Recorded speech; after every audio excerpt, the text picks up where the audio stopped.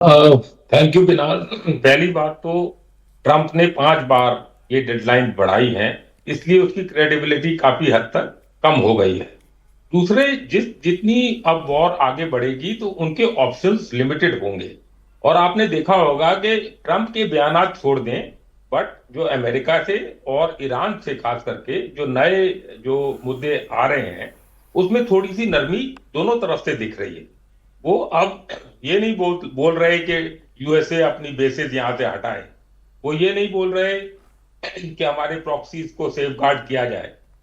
वो nuclear enrichment की independence के लिए भी बात नहीं कर रहे। वो ये बात कर रहे हैं कि एक हम टेम्परेरी सीज फायर पे नहीं जाएंगे, परमानेंट इसका इलाज हो।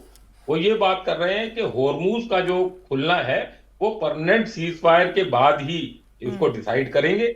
और वो ये बोल रहे हैं कि ये जो लड़ाई है, ये इसकी हमको गारंटी दे कि ये दोबारा नहीं होगी, इसका परमानेंट सोल्यूशन हो। हम्म। आपने ये देखा कि ये जो पहले उनके जो बयानात थे और जो पहले उनके जो इस तरह के जो वो क्लॉजेस थे, उसमें काफी नरमी आई है और काफी लॉजिकल भी है ये।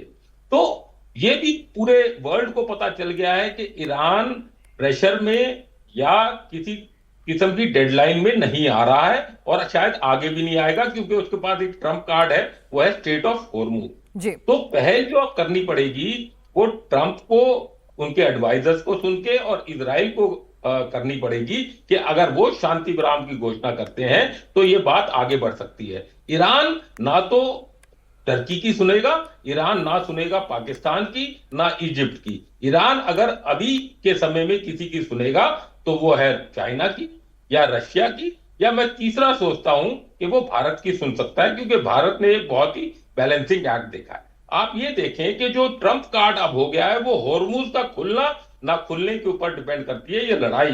पिछले 3 दिनों में 10 से 11 शिप्स रोज निकली हैं यहां से, जबकि 140 136 से 140 शिप्स यहां से रोज निकलती थी। तो ये प्रेशर बढ़ता जा रहा है।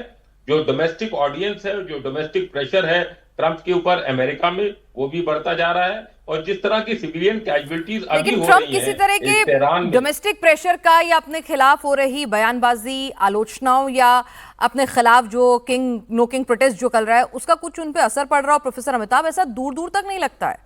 ट्रंप के बयान और ज्यादा जिसे कहें निचले स्तर के हो रहे हैं। डिप्लोमेसी में जिन शब्दों का प्रयोग मैं यहाँ पर टेलीविजन स्क्रीन पर नहीं कर सकती, उस तरह के शब्द वो अपने डिप्लोमेसी में अपने सोशल मीडिया हैंडल ट्रूथ से पोस्ट करते हैं। जानवर, जहन्नुम और क्या क्या शब्दों का इस्तेमाल उन्होंने किया है जो बोले नहीं जा सकते हैं। तो ये ट्रंप की फ्रस्ट्रेशन दिखा रहा है या फिर ट्रंप ऐसे ही हैं, उनके पास खोने के लिए कुछ नहीं है, दोबारा प्रेसिडेंट बनना नहीं है, जिस उम्र में खड़े हैं खोने के लिए कुछ है नहीं। अगर इतिहास के पन्नों को खंगालें तो उनकी यही सोच, यही अप्रोच रही है। ईगोइस्टिक शख्स हैं। तो वाकई में आज देखिए जो फाइनल शब्द का इस्तेमाल किया है, तो फाइनल सॉल्ट होने जा रहा है क्या ईरान पे? देखिए अमेरिका थॉमस जेफरसन का, जॉर्ज वॉशिंगटन का, अब्राहम लिंकन का और कई तमाम बड़े बड़े स्टेट्समैन का एक कंट्री रहा है और बहुत सीखा है दुनिया ने अमेरिका से।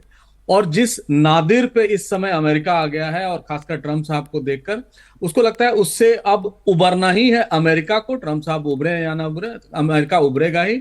लेकिन ट्रंप साहब के जितने थ्रेटनिंग हैं, जितने उनके उकसावे हैं, उनको मैं बहुत सीरियसली ले रहा हूं, क्योंकि ये आप यूं कहें कि जिन्होंने जो भी 5 डेडलाइन बढ़ाई हो, अब तक उन्होंने ये स्पष्ट कर दिया है कि ईरान पर वो अटैक करेंगे इजराइल के साथ मिलके, और वो भीषण अटैक करेंगे। तो मुझे वो कयामत का सीन भी नजर आता है कई बार, और मैं भगवान न करे ऐसा हो, लेकिन ईरान की जो दुर्दशा अब तक हुई है वो क्या कम है जो आगे और कर देंगे। हाँ, ये है कि सिविलियन और वैसे इंफ्रास्ट्रक्चर जिसमें आम लोगों को तबाही हो वो करेंगे, और वो पूरी तरह से जेनेवा कन्वेंशन का और तमाम जितने भी इंटरनेशनल कन्वेंशन हैं उनका वायलेशन करेंगे।